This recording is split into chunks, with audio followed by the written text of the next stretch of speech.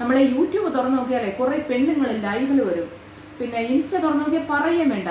അപ്പൊ ഇങ്ങനെയുള്ള live videos ഞാൻ അറിയാതെ എനിക്ക് കയറി വരുന്നുണ്ട്. ഞാൻ നോട്ട് ഇൻട്രസ്റ്റ് എന്ന് കൊടുത്താലും എനിക്ക് വരും. ഞാൻ ആണല്ല, ഞാൻ പെണ്ണാണ് എന്ന് പറഞ്ഞു കൊടുത്താലും രക്ഷയില്ല. അപ്പൊ ഇങ്ങനെ കയറി വരും. ഇതാണ് ഇപ്പോഴത്തെ കച്ചവട മാർഗം. നമ്മുടെ ഡ്രസ്സ് നമ്മളിപ്പോ ചെയ്യേണ്ടത് പറഞ്ഞു കഴിഞ്ഞാൽ ഒരു ഇരുമ്പ് ചട്ടയോ സിലിക്കണോ ഒക്കെ അങ്ങോട്ട് വെച്ച് പിടിപ്പിക്കുക. ഓപ്പറേഷൻ ചെയ്യാതെ തന്നെ ഇപ്പൊ ഒരുപാട് പരിപാടികളുണ്ട് കേട്ടോ. ഓപ്പറേഷൻ ചെയ്യാതെ തന്നെ ഒരുപാട് കാര്യങ്ങളുണ്ട്. ഈ മാറിടം വലുതാക്കാനും മാറിടം എങ്ങനെയാണ് മുഴച്ചു നിൽക്കേണ്ടത് എന്നൊക്കെ കാണിക്കാനുള്ള സംഭവമാണ്. പറയാനൊരു ചളുപ്പൊക്കെ ഉണ്ട്, പക്ഷെ എന്നാലും പറയാതിരിക്കാൻ വയ്യ.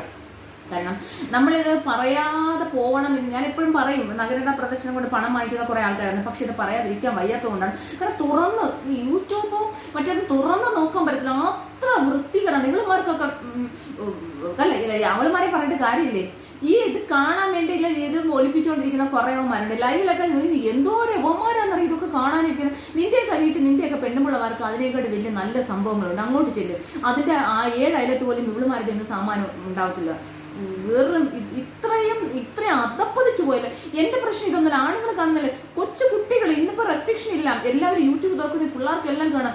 ഇന്ന് കോവിഡിന് ശേഷം പിള്ളേരുടെ എല്ലാം കയ്യിൽ മൊബൈൽ കിട്ടിയിട്ടുണ്ട്. ഈ പിള്ളേരെല്ലാം കാണുന്ന ഈ അമ്മച്ചിമാരുടെ ഇതല്ലേ. ഈ അമ്മച്ചിമാരെ ഈ തുറന്നിട്ടുണ്ട് ഇങ്ങനെ കാണിക്കുവാണ്. കാണിച്ചിട്ട് അവിടെ കാണണം, എവിടെ കാണണം, ഈ എന്നാ 100 രൂപ അയക്കും, അല്ലെങ്കിൽ ഗൂഗിൾ പേയിൽ അയക്കും, ഞാൻ അവിടെ കാണിച്ചു തരാം.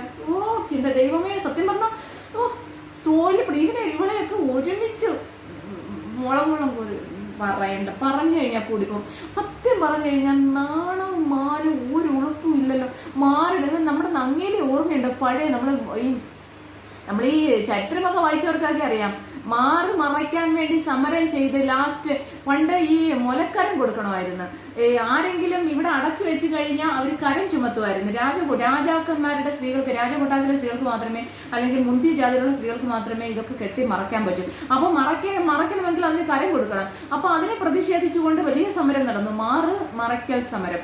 അതിന് നങ്ങേലി എന്ന് പറയുന്ന ഒരു സ്ത്രീ സ്വന്തം മുറിച്ച് ആത്മഹത്യ ചെയ്തുകൊണ്ട് ആ സമരത്തില് അതൊക്കെ ഉള്ള മറയ്ക്കാൻ വേണ്ടി സമരം ചെയ്ത് ആത്മാഹുതി നടത്തിയ നങ്ങേലിയുടെ നാടാണിത്. ആ നാട്ടിലാണ് ഇതെല്ലാം കൂടി തുറന്നു വെച്ച് അതും ഇതൊക്കെ ഇരുമ്പ് ചട്ട കൊണ്ട് പൊക്കി വെച്ചിട്ട് നാട്ടുകാരെ കാണിക്കാൻ വേണ്ടി നടക്കുന്ന കുറെ ജന്മങ്ങൾ.